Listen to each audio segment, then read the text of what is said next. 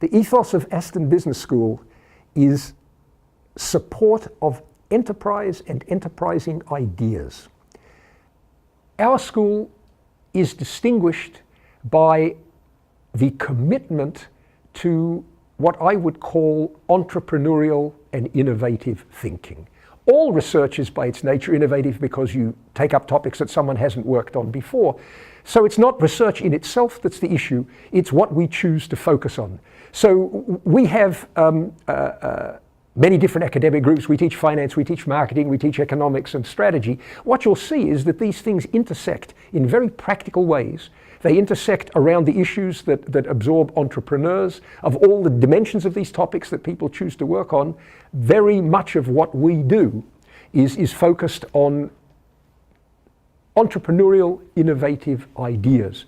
Another thing that we do is influence policy, because we're working with businesses and we understand often much better than policymakers what seems to work and what doesn't, what will really help them and what will not help them.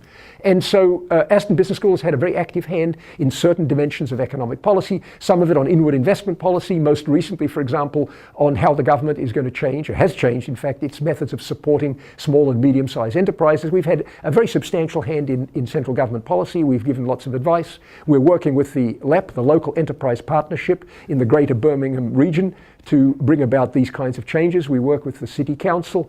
So we're taking this knowledge, this understanding both of the intellectual underpinnings and what actually works in a business. We're trying to make it affect public policy and public policy actions.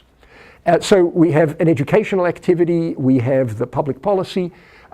We are also actually providing what you might call, for want of a better term, consulting services to businesses. Because businesses come to us, and not only to the business school, they come to the whole university and they say, can you help us? We have a problem, we have an issue. And sometimes we go to them and say, you know, we could make your business work better because we've done all this interesting research and we think we can organize things better. One of the things we are now doing a lot of is what you might call entrepreneurial history. One of the best ways of understanding what works and what doesn't in companies is actually to look at it, not in a short term, but over long periods of time. If you look at successful enterprises, if you look at successful ventures that have lasted not for 4 years, but for 40 years, or even 100 years, you get a very different perspective on what's durable, what survives, what you need to do to reinvent yourself. So that's one of the many things we do.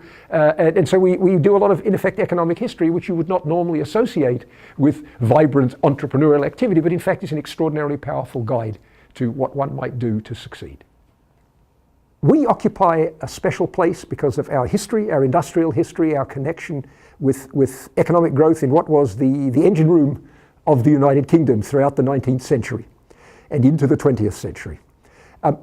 We maintain this interest. If you look at the kind of research that we do, if you look at the subjects that we teach, if you look at what we do with the community, with for-profit enterprises and social enterprises, we help people grow, help people develop, help businesses develop in an experimental way. Some of the things we're proudest of are our innovations in the support of startups, the pioneering work we've done in educating people who run small and medium-sized enterprises. We're very proud of the fact that 70% of the undergraduate students in our university are the first in their families to get a degree. Think about what that means. It means they have enormous ambition because all around them are not people who take this for granted. These people come to us with ambition. They want better lives. They want to learn things. And this is indeed the spirit of the Midlands, the spirit of economic growth. That's what we want to do in this business school.